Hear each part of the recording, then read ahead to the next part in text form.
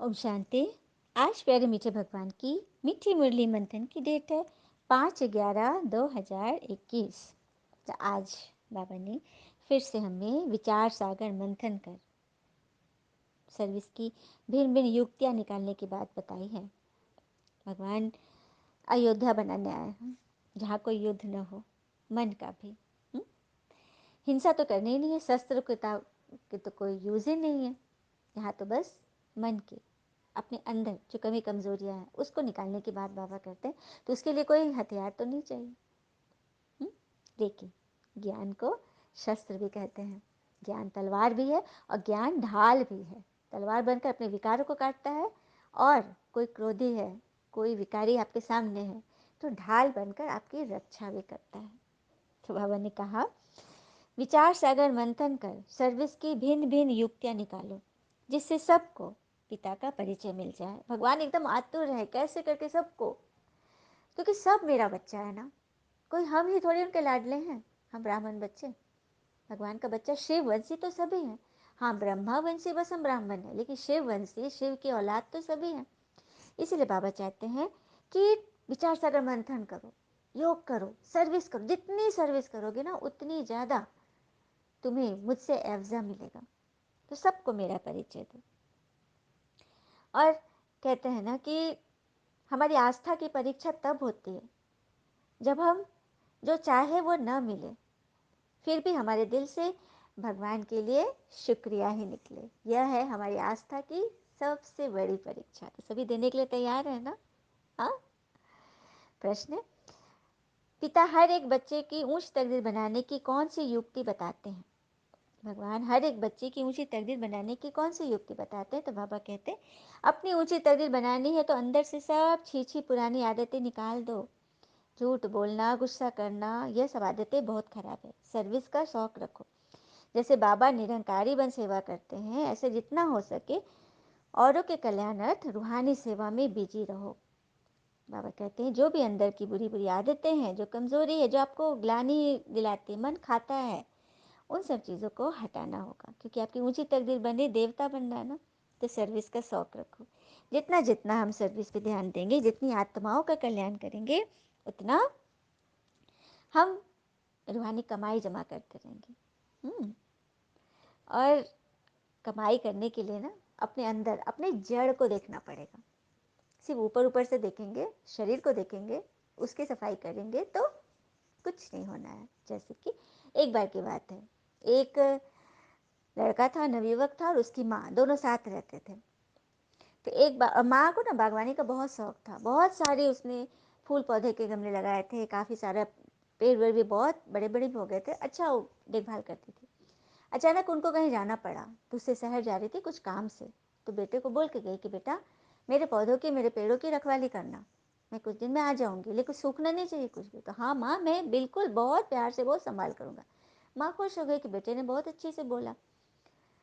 माँ आई 1 महीना में तो देखी कि उसके पौधे सब सूख रहे हैं, सब कमज़ोर हो गए। तो उसको बहुत गुस्सा आया, बेटे को डांट लगाई कि अरे तूने मेरी बात नहीं सुनी, देखभाल नहीं किया। तो नहीं माँ, मैंने बहुत देखभाल किया। मैं तो हर कली से, हर पत्तों से कितना प्यार करता था। मैं उनको चूमता भी था, मैं उन पर रोज़ कपड़े से धुलाई करता था, सफाई करता था, खूब पानी डालता था, फिर भी ये लोग सूख गए।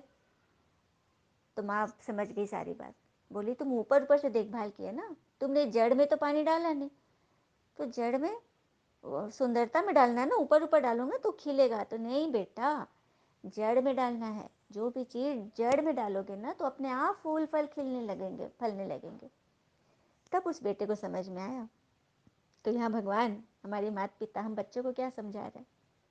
यही तो समझा रहे कि ऊपर ऊपर से सफाई छोड़ दो, अंदर की सफाई करोगे ना, आत्मा चमकेगी ना, तो अपने आप बाहर निखार आ जाएगा, है ना। गीत है आज की मुरली का, मरना तेरी गली में, जीना तेरी गली में, मरना तेरी गली में, आए हैं तेरे दर पे हम जिंदगी बनाने,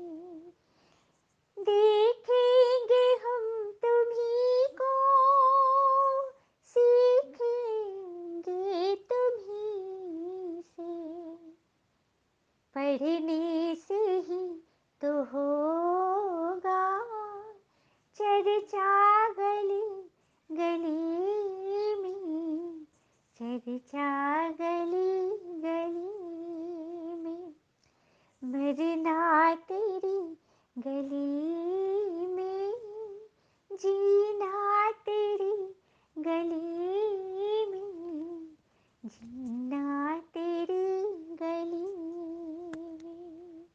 ओम शांति। मीठे मीठे रूहानी बच्चों ने ये गीत सुना, तो अब क्या करना है तुम्हें? जीना भी है मेरे साथ और मरना। मरना का अर्थ है इस देहभान से ऊपर उठ जाओ, पुराने सारे संस्कारों से मर जाओ, खत्म कर दो, जला डालो उसको। ये होता है ईश्वर के साथ जीना और मरना। अच्छा, मीठे मीठे बच्चों प्रति भगवान की नमस्ते, हम बच्चों की भी प्यारे शिव बाबा को नमस्ते। धारणा के लिए मुख्य सार, पहले पॉइंट, कोई भी काम कायदे के विरुद्ध नहीं करना है। बहुत बहुत निरहंकारी, निर्मोही, बहुत मीठा रहना है। तो कैसे रहेंगे मीठा? चलिए एक उदाहरण देखते हैं। जीभ जन्म से होती है और मृत्यु तक रहती है।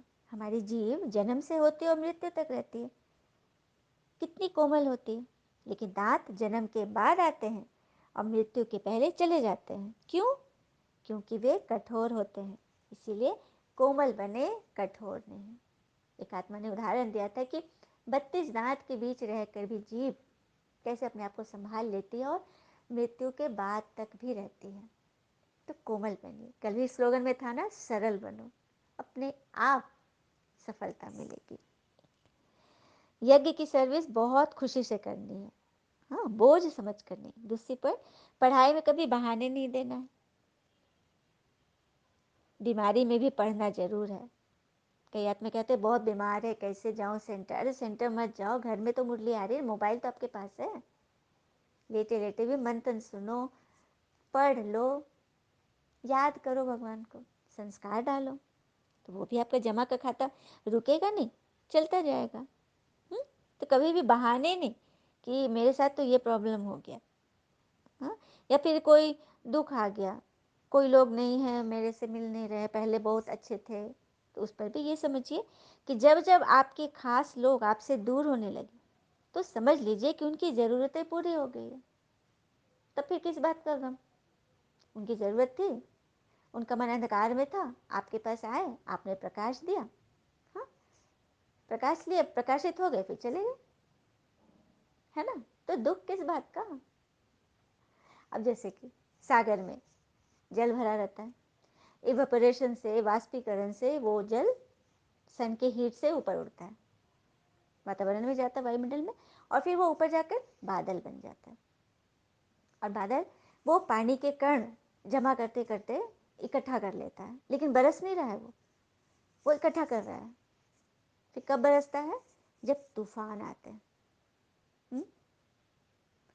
जैसे तूफान आया, बादल जब टकराए, अपने आप बारिश होने लगी। तो वही बात है, ये ज्ञान भगवान हमें सुना रहे हैं, हम वाष्पीकरण होकर हम बादल बन रहे हैं, लेकिन हम बरस नहीं रहे हैं, सर्विस नहीं कर रहे हैं। उसके लिए क्या कर रहे हैं? तूफान का इंतजार कर रहे हैं। अरे जब पूरा, और कभी कभी बिना तूफान के भी बादल जब पूरा भर जाता है तो अपने आप बरसता है। तो अपने आप को भरो, ज्ञान से भरो, धारणाओं से इतनी ज़्यादा भरो कि अपने आप बरसो। बाबा कह रहे ना, उल्लास में रहने के लिए सर्विस का शौक रखो, अपने आप बरस जाओगे। वरदान है, नॉलेज की लाइट माइट द्वारा विघ्न विनाशक बनने वाले मास्टर नॉलेजफुल भव। नॉलेज की लाइट माइट द्वारा विघ्न विनाशक बनने वाले मास्टर नॉलेजफुल बनो। कैसे बनेंगे?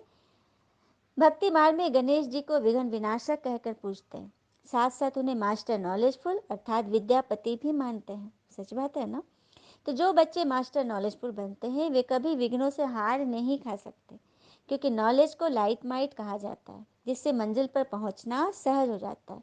ऐसे जो विघ्न विनाशक है, पिता के साथ सदा कंबाइंड रहते हुए नॉलेज का सिमरन करते रहते, वे कभी विघ्न हार नहीं बन सकते, मतलब कभी विघ्नों से हार नहीं खा सकते, क्योंकि हम विघ्न विनाशक के बच्चे, मास्टर विघ्न विनाशक है। विघ्न तो आना है ना, विघ्न जब तक नहीं आएगा तो विघ्न विनाशक कैसे बनेंगे? परीक्षा आएगी तब तो हमारे अंदर के नॉलेज का पता चलेगा कि हमने कितना अर्जित किया है।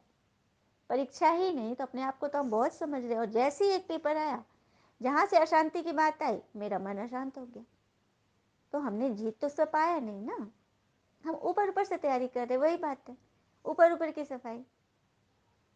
और जाना सबको अयोध्या नगरी है, तो अंदर की सफाई करो, क्योंकि उसी के लिए तो भगवान स्वयं आ गए हैं। अच्छा, स्लोगन है, अंदर बाहर जो भी बुराइयां हैं उन्हें संपूर्ण विल कर दो तो विल पावर आ जाएगी।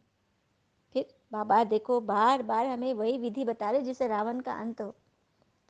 अंदर बाहर जो भी बुराइयां हैं, वो कमी कमजोरी जो कोई बात पकड़कर हम बैठ गए हैं, वो निकल ही नहीं रहा हमारे मन से, उसको निकाल दो। जब तक उसको नहीं निकालेंगे वो अपनी जड़ें बनाते रहेगा। सब कुछ विल कर दो ना, बाबा को दे दो। और चमत्कार ऐसे नहीं होता, चमत्कार उसी के साथ होगा जो हिम्मत का कदम बढ़ाएंगे। हिम्मत तो बढ़ाना होगा, कुछ तो करना होगा अपनी कमी कमजोरियां हटाने के लिए, तभी विल पावर आएगी, दृढ़ता की शक्ति तभी आएगी जब हम संपूर्ण विल, अपनी सारी भावनाएं जो भी अंदर दबा के रखी है, जो हमें चोट पहुंचा रही, जो हमें दर्द देती उन सबको गठरी बांध कर परमात्मा को सौंप देना है ना। सभी तैयार है ना करने के लिए? अच्छा, ओम शांति। शुक्र है मीठे बाबा, वो बाबा के प्यारे प्यारे बच्चे। थैंक यू बाबा, ऑल इज वेल ऑलवेज। ओम शांति।